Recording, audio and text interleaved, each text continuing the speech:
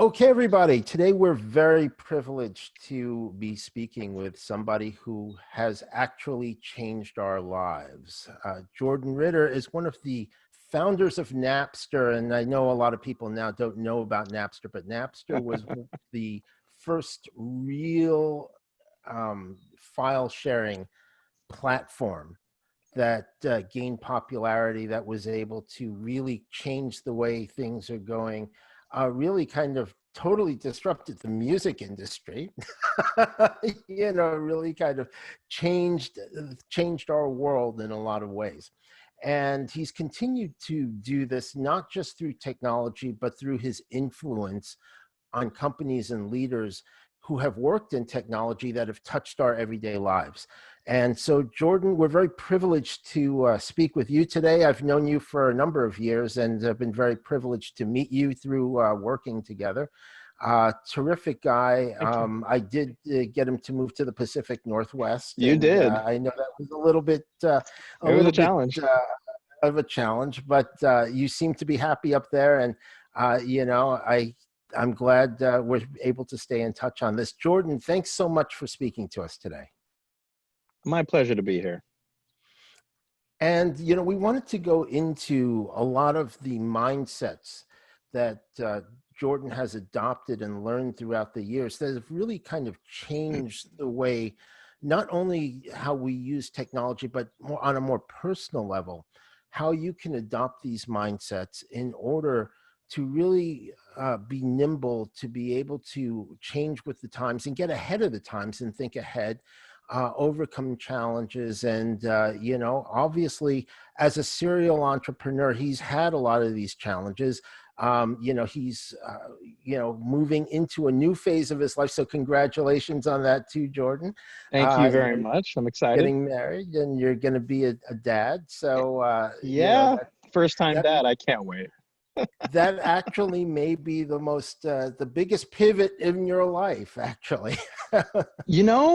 Here's what I would say. I would say great leadership has a lot of analogies to parenting. And I have been parenting other people's children my whole career. I'm ready to parent some of my own. So in that way, it's maybe not such a pivot. I'm excited about it.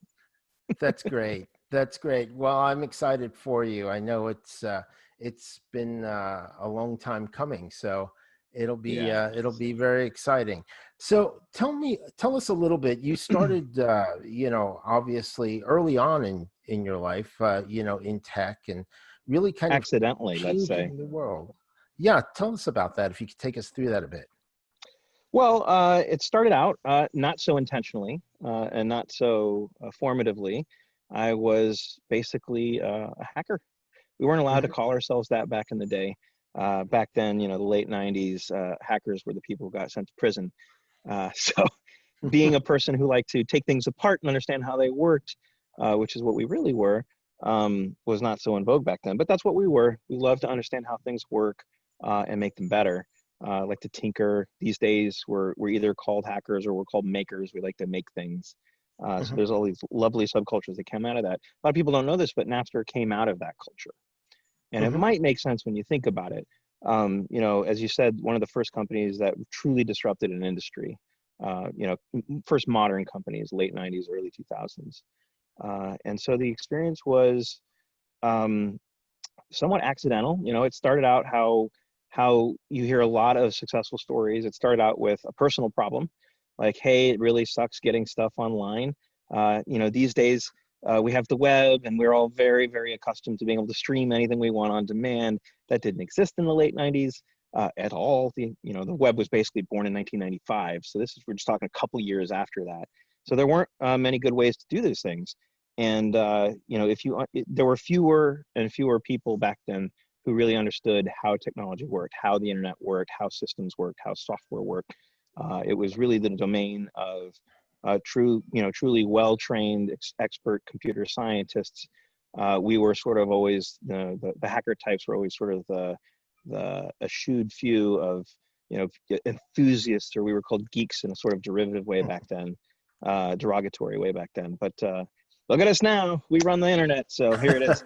Anyway, we were basically solving our own problem. And you might read histories. For those of you that do know about Napster, you might read about how it was built to disrupt an entire record industry, and it was intentional, and it'll sound thoughtful, and it'll sound focused, and it was none of those things. It's all revisionist history. The truth was, we were a bunch of punk kids solving our own problems who sort of accidentally fell into something that was really useful to a lot of people. So a lot of success stories start with the fact that you solve a meaningful problem for yourself, and then success looks like taking that meaningful problem and delivering it to other people who have the same problem. Now, we wouldn't characterize being able to share files as a problem per se, but that's the analogy that applied back then and applies to today. Yeah, it was exciting times back then. So accidental, but I think the one of the most useful learnings that came out of that experience was actually the power of a great team versus a good team or an average team or a general team. We, one of the sort of, if you didn't know we came out of the Hacker Underground, you definitely don't know that we came out of a very specific one, which was this culture. That was a self-organizing culture. We all lived on an online chat system called IRC, very, very old, still around today, but most people don't know. This was before the days of, long before the days of Facebook and the like. And we used to congregate there and share stories, work on projects together, chat, get to know each other, hang out, that sort of thing. And we had two rules. We had three rules. The first rule was no mill, no gov, no money. So nothing military, nothing government, nothing to do with money. Everything else was fair game. That was a very important rule. But the other two rules, and this is the formative ones, was anyone could invite anyone else into the group, anyone, and anyone could kick anyone out of the group permanently. So that meant I could invite anyone I wanted to invite, but someone else, they didn't like them, they could get kicked out forever. Mm-hmm. So the interesting thing that this produced was this sort of self-organizing culture oriented around a common set of values. So we didn't ever invite in people that we didn't think would not fit in, right? There was no like, oh, we're cool, come hang out with us. It was literally like, you're only gonna be invited, and you can only be a part of this group if you believe in the same things we believe in, you value the same things we believe in, and this I'm sharing this story because this is sort of the underpinning of what I would start to talk about as what makes a great team. We were a very strong group of close-knit relationships, even though we were all geographically distributed. Mm-hmm. We published research together. We, hacked on software together. And Napster, which was Sean Fanning's online handle, so it's actually named after him. Most people don't know that. Guy has nappy hair, and so he used to get trash talked in the inner basketball court street, inner street basketball courts. Hey, Napster, nappy head, Napster. Yeah, he owned it. But that was sort of his take on like, man, I'm sick of, all these 12-year-old punk kids who aren't sharing their files. Let me make one for myself. That's why anyone could sign up. There was no central sign-up mechanism or anything. It was completely open. And we all worked on it with them, mm-hmm. Right? And so what sort of came to be Napster was this organization. And it'll surprise, I think, a lot of people to know, it grew in the span of 6 months to be something that handled the same amount of traffic as AOL did, which mm-hmm. again might be an older thing that the younger folks don't really know about. But that used to be how the mainstream got on the internet back in the day. They had about 2 million concurrent users at any time. We had 2 million concurrent users at any time, right? And we did all that on a shoestring budget and without really knowing what the hell we were doing. But we achieved that with only 5 people, principally. We had lots of other people eventually helping us, but at the end of the day, the core tech team was 5 people. And in the beginning, it was 2, me and Sean. Wow. And I credit, our success largely not to we're super smart or we're super capable, but that we were those things, definitely. Mm-hmm. But that we were part of a group. Some of us from the hacking circle sort of graduated into this company and came with us. And so we had this core kernel of values and culture that sort of defined who we were. We carried each other on our down days. We celebrated together on our up days, right? It was truly a thing that, the sum became greater. The whole became greater than the sum of the parts, basically, as a result, coupled with some very smart, capable people. And you get, the mythical 10X thing was a real thing, at least in the days of Napster. Right. And then you obviously moved on from there. Napster still exists, actually. Well, as a brand. As a brand, but it's also, been sold and obviously, but but Yep, it did have a huge impact on, on it what we're did. doing now. So you moved on from there and kind of, you know, tell us a little bit about, kind of the journey and kind of what you learned Mm, through that, because, obviously this is, something that was pretty organic. Napster, it sounds like it was pretty organic. And it then you've was. moved into other things, and you've tried to bring a lot of that spirit with you, I know, from the way you've done things, and you've obviously learned a lot also on the other side, on the more structured side too, Yeah. from some of your other areas. So how do you blend that into and bring those types of mindsets through those areas without losing yourself? That is a fantastic question. I don't know we have enough time to talk about Have the as full much answer to time that. as you'd like, Jordan. We can always do it as separate this into Yeah, two parts. sure, sure. I'm being slightly facetious. Um, practically speaking, the journey ended up being Napster got sued out of existence by the federal government twice. I resigned and eventually went on to start another company, which started solving my own problem. It was I'm a sorry. spam Can you problem cut out back just in for a second? 2001. Can you say that Oh, again, please? sure. Yeah. So after Napster, I essentially started another company, and it started out the same way as it always has for me, which is I started solving my own problem. It was a spam problem. Uh-huh. 2001, we were all getting flooded by spam by that point. Major companies were struggling, email service providers were struggling. Everybody was really challenged by it. But I didn't know any of that. I was just like, well, I'm sick of this. I'm a technologist. I'm going to try and roll my own solution. So I built that, and so when we talk about the mindset, right? It's this. It for me, it's not the same for everyone, but for me, it's always been about being proactive and sort of taking responsibility for my own experience. Okay, Hmm. so it's and now not everybody has the capability to do that, but as would-be entrepreneurs, we all have the capability to build something that's capable of doing that. So it starts with this notion that no one's going to save me. I'm going to save myself. Right now, I built business out of these things. All my companies combined have made about $500 million, $500 million. Like good things come out of this, not always, but sometimes. But the way it starts out nationally is you're solving your own problem, and you're doing it. You're taking responsibility for doing it for yourself. I think when I think about sometimes how people think about, I have an idea, I have an idea, I have an idea, I have an idea, but no one ever takes it to the next level because they don't take responsibility for that. They got to find a technologist partner or a business partner or a something partner to do it for them. And I think in the world of entrepreneurship, you have to have this mindset that you have to be able to do everything yourself at least once, not just for the purposes of getting started and getting moving forward, but later down the line as you're moving along and you hire someone to take over something from you. How will you know that they are competent enough to do the job if you've never done it yourself? That sort Hmm. of thing. Doesn't mean everybody has to become a programmer if you're building software, but it definitely helps if you're Hmm. trying to build a software product.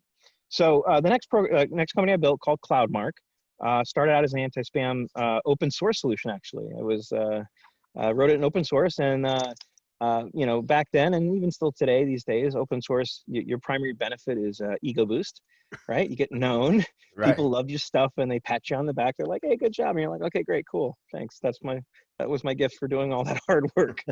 Uh, but my partner at the time patted me on the shoulder and said, "Hey, do you think anyone would pay for this?" And I was like, "Well, maybe." Okay.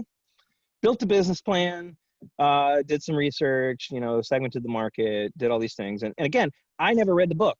I didn't go to B school, right? I didn't do any of that. All I did was I sat down and I thought, okay, well, what's the end result? I want a company. Okay, cool. I want to sell this product. So let's work backwards, right? If I'm going to go build something, how do I know I'm building the right thing?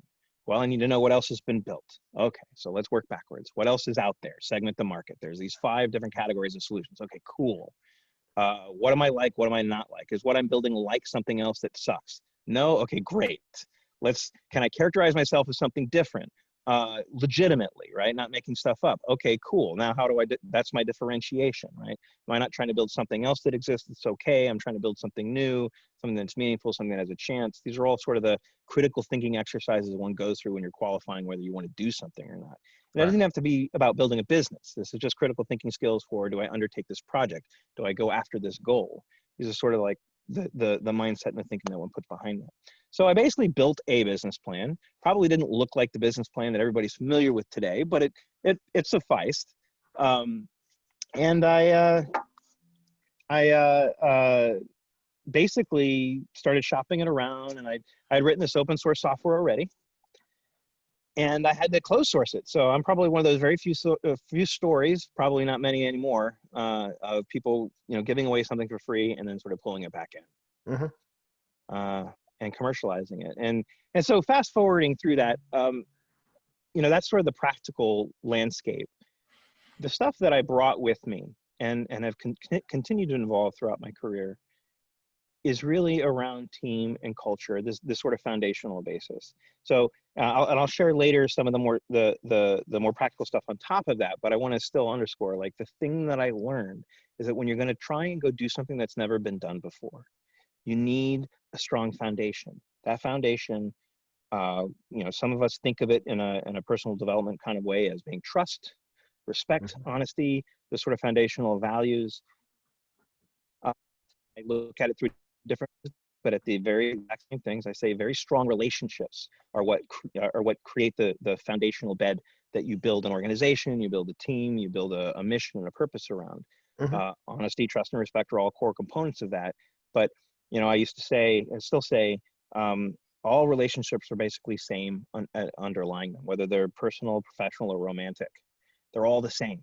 Do we believe in the same things? Do we not believe in the same things? Do we value the same things? Do we want to celebrate together on our up days? Do we want to carry each other on our down days? That's the whole sort of thing. So I brought that into Cloudmark. I actually brought some more of my hacker friends with me into Cloudmark. And then, practically speaking, we use that sort of learning to, one, write down our values, and two, to interview against them. These things, I think, today are done, I don't know, probably not well in some cases, but a lot more often than not that I've seen. The values might be wrong, that might be outdated, but at least people understand, okay, I need to understand what I'm about. And then I need to factor that into how I hire and also how I fire. So culture being the underpinning, structurally, sort of approaching the business plan from the standpoint of, like, okay, like, if I want to make sure that I'm doing the right thing, then how would one look from the outside looking in qualify what I'm doing as quote unquote right? Like, is it unique? Is it special? Is it worthy? Is it meaningful? Does it work? Does it have does it solve a problem people have? That is always the thing. And I could always answer that yes, because I'm a person. I solve my problem, right? But does it solve other people's problems as well, is sort of the next step in building a business.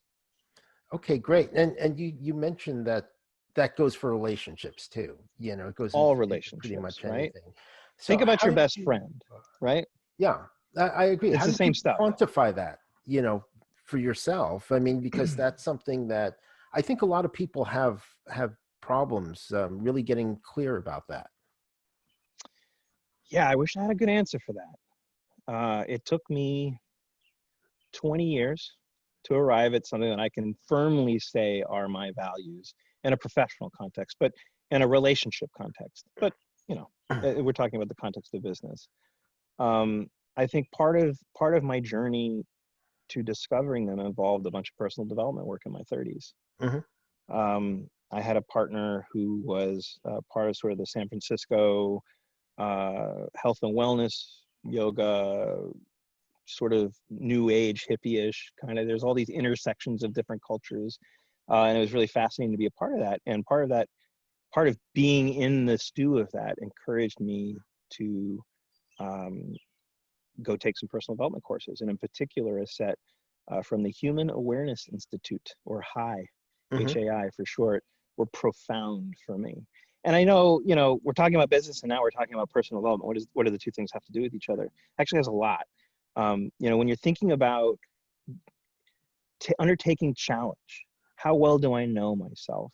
How well do I have a handle on my strengths and my weaknesses? Do I understand myself well enough to be able to understand someone else well enough, right? If I want to build a strong relationship with someone in a general sense, if I want to build a strong relationship with someone in the specific work sense, and even more specifically in a startup where pressure and stress is high every single day, right? The strength of those relationships are key. Hmm. And so you can't understand anyone until you can understand yourself really. Now you can understand basic things, that you're a human being, you're a man, you're wearing glasses. I understand these basic things about you, but if I don't understand, sort of these underlying things about what motivates you, what's inspiring to you, as well as what hurts you, what are you sensitive to, these kinds of things, that level of empathy is hard to have for other people if you don't have it for yourself. This is the thing I didn't go into it with, but I definitely came out with Hmm. thinking, okay, now I get it. Like, I have love for myself. I really know my flaws now. I love myself for those things. Now that I'm aware of them, I can work on them. I can evolve and grow past them. And as you know, in the startup culture, we're all about iteration and sort of learning from our failures and growing and adapting and trying new things. It's a similar thing. Unless you recognize the actual root cause of your failures, you don't actually know how to change or grow or be a better person, or in a professional context, become more effective and more productive and more capable. So for me, again, I started out with the human element as saying that was probably the most powerful thing that came out of Napster for me, in addition to all the technical learnings. But as I progressed and as I really figured it out, it was really around understanding myself and understanding people better. And I did that through a bunch of personal development courses. Really can't, like, I try to tell anyone who will listen to hear it, really try to encourage them to seek high out and seek programs like it out. There's other things that are a little bit more professional. They're not as personally oriented, or a bit more professional oriented, like Landmark. But all of it is good. Just taking a couple and getting to know yourself better, getting to know other people better, helps you build better relationships, which endure stress and pressure and trouble much more effectively, which is what startups really are. Right. It's just a Terrific. constant, yeah, barrage of crap. So what brings you back to them? What brings me back to start? Oh yeah. Well, that's a great question. I think I keep having problems that no one else has solved. I think, to say it simply. I think there was Cloudmark. After that, there was a company called Servio, crowdsourcing company. Hmm. That was 2009, economic downturn. People didn't have access to work, myself included. I needed a job. I built a company to create jobs for other people. And then later down the line, and this is how we met, was in pursuit of building a company called Atlas, Yes. which was all about, this digital fragmentation. I have data everywhere. I have, multiple email accounts, instant messaging accounts, file sharing accounts. I have all these different apps and services that have my data. It's spread out everywhere. I remember it as one thing, but all these systems remember it as little pieces of me, and I can't find those things that I'm looking for. And as a consequence, none of these systems actually knows me. And that's why AI and smart tech these days actually isn't that smart, because no one really has a complete picture of me. That's a problem I have, right? And so as I encounter these problems that I have, I'm like, well, has anyone solved it? Nope. Okay, well, it's gotta be me then. Or I'm gonna try. I'm gonna give it a good old college try, and then you work backwards. All right, if I had this thing, what would it look like? What would it need to do? What should it do first? What should it do second and third? Who would use it? Like, what would be the key use cases? How can I prove that those use cases are good? Okay, cool. Who do I want on the initial team? Who do I need, right? This time it's about user interface and something that's easy to use. So it isn't just text. So I need some UX design people. I just need to think it through. And some of that comes from experience, and you just know I've tried things and failed before. So now I've learned I need these things. UX design is a thing I think that, you can pick up read any book these days and read something about it, as whereas 10 years ago, it wasn't really a thing anyone ever talked about. So that's, yeah, what keeps me coming back to it is to this brutal game we call startups, is I still have needs that are not being met by the market. And so the capitalist side of me is like, okay, let's go build something. Yeah. So you've actually been, basically spending a lot of time with some of the real thought leaders, and Mm-hmm. in who have really affected the way we live. And I don't know if you're comfortable naming some names. We could. I am, Uh, sure. and who has what have you picked up from them as well? That maybe has influenced you, or whether to do or not, you have something not to do, or the. I think knowing what not to do is just as important as knowing what to do. Yeah, I think for the people that I look up to, I've known a lot of thought leaders, and I respect them all, but I don't look up to them all, right? Mhm. Um, my value systems are not the same as everyone else's, including some of the people we both know mutually. But when I think about the ones that I do look up to, um, it's the common things that I observe that I try to model in myself or try to recognize as being important in myself is grace and compassion and awareness. Um, I think Steve Jobs would land on the spectrum of people that I respect, but don't look up to. Hmm. Man, you cannot say he was an idiot. The man was brilliant. He was capable. He was relentless. He was dogged. You could not deter this man, and he's tried many times to build that company, and he finally succeeded, and it did some amazing things. He also treated people like shit, and I don't agree with that, right? So, Hmm. there's and it is remarkable. I think Apple is a remarkable study in how that kind of culture could still be so successful, because there's so much wonderful stuff about Apple. It's one of the few companies in the world that cares about excellence, Hmm. right? So that's another thing that's really important to me, that's come out of everything that I've done. It's not about being perfect, but it is about being excellent. Um, so I think Apple stands out as like this sort of outlier of how does sort of this somewhat hostile culture at the top produce still something so beautiful, because I think most of the time it creates what ends up being somewhat of a hostile, unsafe work environment where people don't feel that they have the latitude and the space to do their best and make Hmm. mistakes in pursuit of doing their best. Facebook is another great example. Zuckerberg. It's very hard for me at this point to figure out how much of what I value about this company is his versus the great people that he's surrounded himself with. But truly, what I think most people don't know about Facebook is they have a culture that they literally have institutionalized in their very, very large company. The what is it? The uh, no blame retrospective. It is literally a corporate institution that you can screw up and not be blamed, which on the surface sounds terrible, but in the context of let's make every failure an opportunity to learn, it's actually a very powerful mechanism. I have had occasion to speak to a number of different leaders from Facebook recently, and I have just been super impressed by the thoughtfulness and the empathic presence of the consistent empathic presence of people in leadership positions within that company. So I think when I look at again, I've definitely shown my bias towards what makes great companies being not just great ideas but great people and great Hmm. teams. My bias and the things that I look up to people is how they comport themselves and how they treat the others around them. And so one of our mutual favorites, Mr. Bill Gates, Yes. um, was infamous as a younger version of himself. Infamous. And I have had a privilege of working with many of the people from that era, and everyone still has wounds from how he treated people and how the people around him treated people. Today, very, very different man. Moves through the world, I think, with an intelligent grace and an awareness of people around him. Now, he's still who he is, right? Hmm. He's still there to do what he wants to do and work on big, big, big, big things. Man lives in a different plane of existence than most of us do. But the time that I spent with him, um, he doesn't stand in the room as someone like that. He stands in the room as another man who has ideas, and like any of us, thinks they're right. Right? There's nothing different about him in that sense. He puts his pants on the same way we do. At least I think he does. Hopefully you don't know, Yeah, actually. I don't want to know.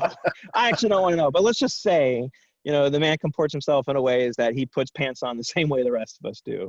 And that's actually what I respect about him, in addition to his intelligence, versus, say, someone like Steve Jobs, who I think was just a dickhead, also very Mhm. brilliant. And what did how has that informed the way you've evolved your style as well? Because, Yeah. Napster clearly to now, then the times are different too. True. Um, yeah, I think, you know, in the days of Napster, what's also an often missed detail is that engineers were not popularized in Hmm. that day.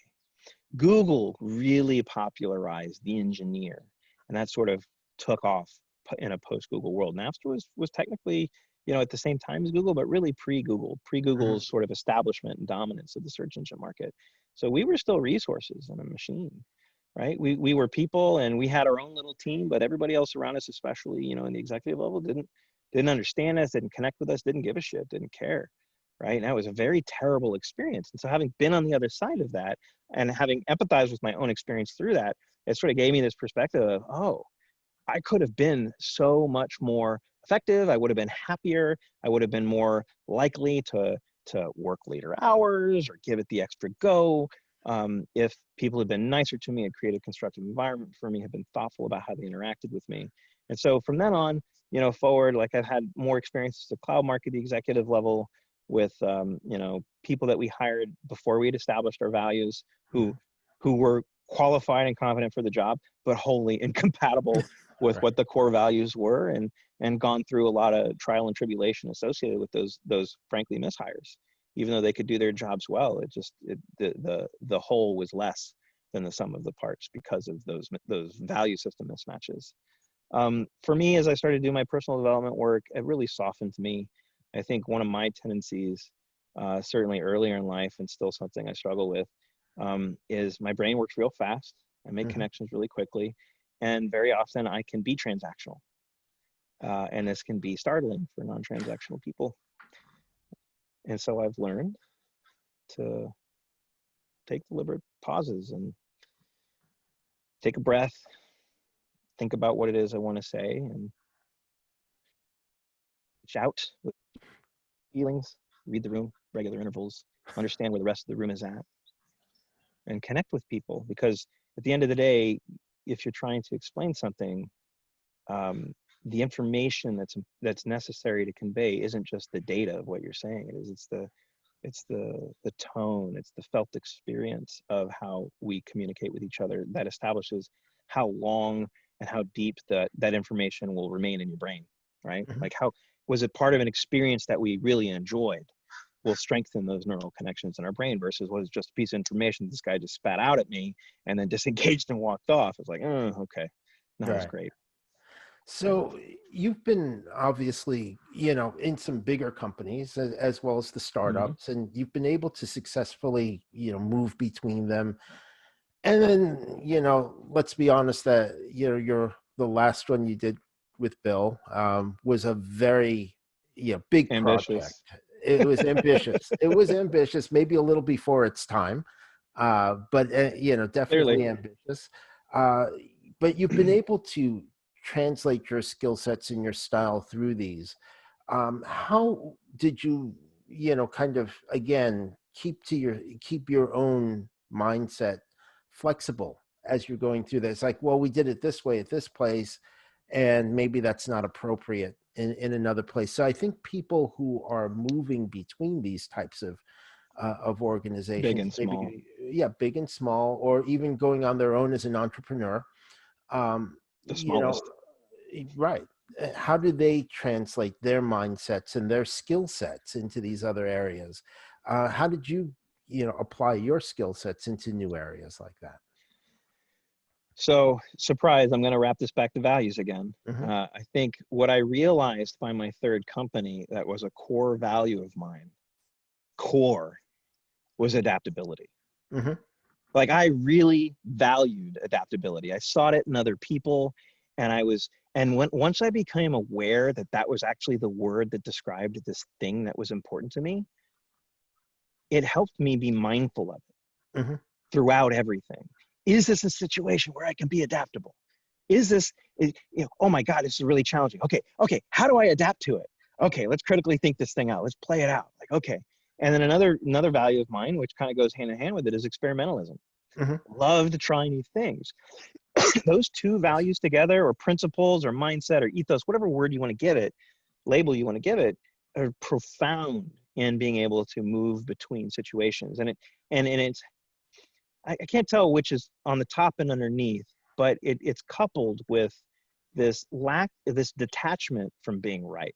It's really hard, really, really hard. All of our egos are wrapped up in our senses of self and where we stand in the world and our value and meaning and to the people that we have relationships with. So it's really hard. But and I think, that too is like a personal development journey, is figuring out how to detach from that. What helped me was to not detach, but to reattach, to Hmm. detach from being right and attach to always doing the right thing. That plus adaptability plus experimentalism was just this killer combo. And I, did I tell myself to take on these core values? No. So do I have advice to someone who doesn't have those values, that can see the practical utility in having them? How do they take them on? I mean, I think mindfulness, intentionality, write it on a piece of paper, literally write it on your forehead and look at it in the mirror every morning. Like some kind of practice to make you think like, okay, these are things that I want to strive to be, something that keeps me aware of them on a regular basis so that I can be thinking of them as I move through the world on a day-to-day basis. Might be some techniques and approaches to adapting or adopting a new set of things that are supposed to be important to you. But for me, I was actually having fun, and I felt like I was living my true self most when I was challenged in situations where I had to use adaptability and experimentalism to find the right answer. Not to be right, but to find the right path and then follow it. And to follow it until I figured out it was wrong. And then, ooh, new opportunity to be adaptable and experiment again and try something new, right? So to me, that made failure success.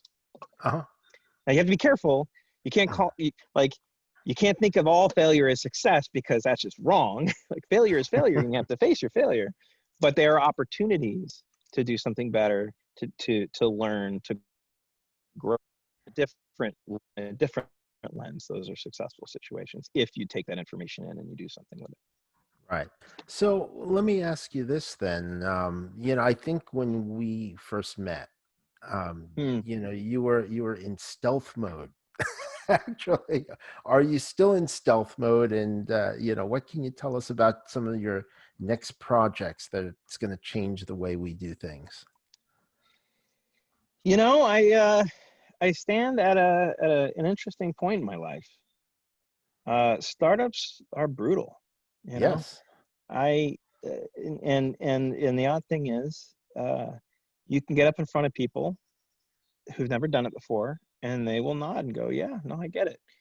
And the reality is, no, you don't get it until you've tried it, and you have those scars, and you've had that damage, and you've had the muscle tissue and the strengthened bones and all the great things and all the terrible things that come out of that experience. But I've done it 5 times, and I have no friends who've done it 5, nor 4. And I only have 1 friend who's done it 3 times. And they're brutal. I mean, it's like special forces, right? It's a thing that favors youth. Doesn't mean if you're, 40s or 50s or 60s, you can't do it, because we're all capable at the end of the day, and the things that make us successful are not youth. But to do 5 of them requires a lot of energy, and a lot of you take damage. You take a lot of damage, because it's a lot of failure and learning and adaptability, right? I can reflect on all the ways in which Napster was successful, Cloudmark was successful, Servio was successful, etc. But those came at a high price for me personally, in trying so many different things and being exhausted so often. So you asked me what I'm working on next. I got some things in the hopper, but I gotta say, I've done 20 years, Yes, in you the have. startup equivalent of special forces, and whew, I'm about to be a dad, and here's another thing that I learned out of all of it. I don't regret my success and my failures. I don't regret any of it. It's made me the man I am today, and I am super grateful to be this man. Super grateful. But I got to the end of my last enterprise, and you might recall, one of the ways you were able to get me up here to Seattle, because it was you, partly you, was I wanted to lay down some roots and build a family. That is Startups are all true. about starting over, right? So you don't have roots. If you have roots, it's harder. And my whole life, I have not had many roots. So startups were good for me, and I wanted to come up here and lay down some roots and build a family. And it didn't happen on the timetable that I wanted, but I'm finally now building a family, right? But I got to the end of the last thing, and part of the reason why it didn't happen on the timetable I wanted was because if you'd asked me what were my life priorities, I would have told you family. If you'd have forced me to tell you how my choices reflect my priority, I would have been dumbfounded, because I was not making choices that were in line with what I actually wanted. I was doing my startup thing. I was you know, working the long hours, investing all my energy in other people's kids. You know, I think the parenting analogy is so true. To be a great leader, you got to set yourself aside in service to others. I'm a servant leader type, so I really appreciate and enjoy doing that. I'm a player coach, so I like running with my people, that kind of thing. These are all archetypes I really relate to, but none of those things involved having time for family. Right. And so now, even though I have thoughts and ideas, um, I have a partner I'm now engaged to. She herself is a first-time entrepreneur. I know what she's going through. She's actually killing it by comparison, which is really awesome. Just amazing to watch. But I know what a brutal experience it is, and I can't imagine both of us going through the experience at the same time. Hmm. Plus, I'm not sure I want to experience that again, to that degree. You know, starting something from nothing and making it successful is a very soulful act, and it requires a lot of you, and it doesn't leave much of you left for other things. Now, maybe there are better women and better men than I who can manage more than I have been able to. But for me, I don't know. I stand at this precipice of like, do I want to do this again? Do I want to do it a sixth time? And by the way, what does that even look like to the outside world, right? Right. Like, like it doesn't mean the man isn't successful and he won't learn from his mistakes. Like, no, that's not what it means.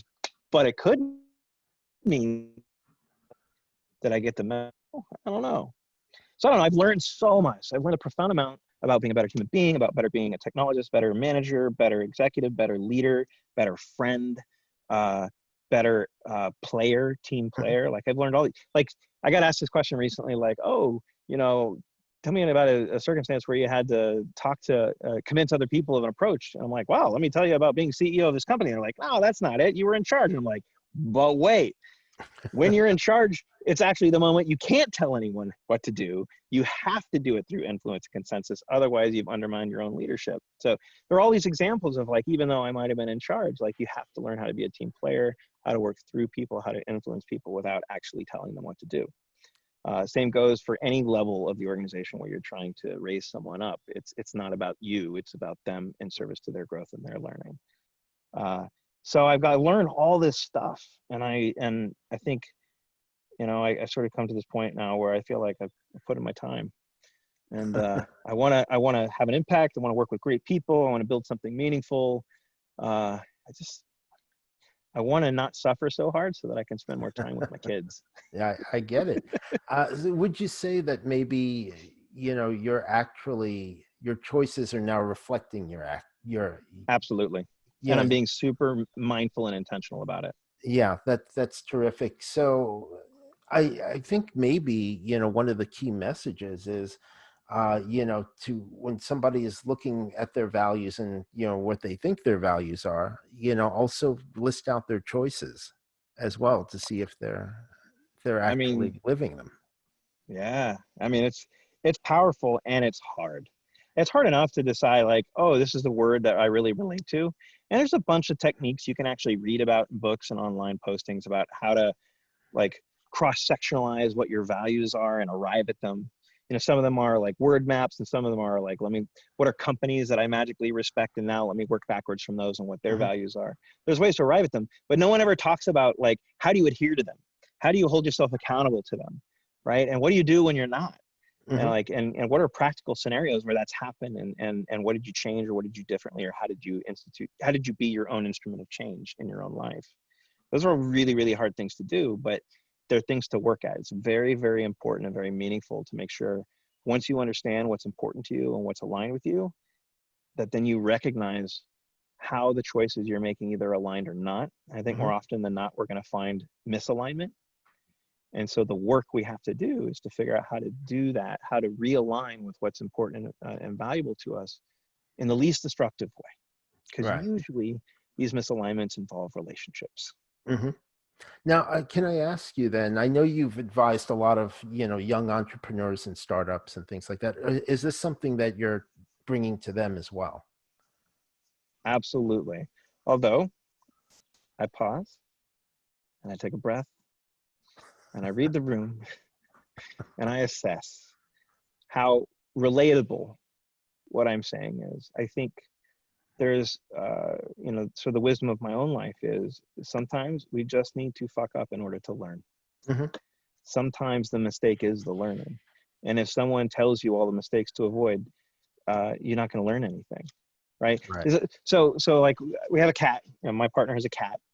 I have a dog, and the cat, I have an inductive surface on my kitchen, and I love inductions. Awesome. It's the best. Anyway, cat likes to jump up on the counter. I don't mind. I love cats too. Cat walks across the surface. Partner freaks out. She's like, oh my God. His name is Pants, or Mr. Pants. Mr. Pants is going to burn his feet. I like, don't let him do it. I'm like, listen, the stove has to be hot at least once. It's the only way any of us learns. Right. Right. You can tell us it's hot. You can tell us as kids not to touch it, but damn it, we're going to touch it.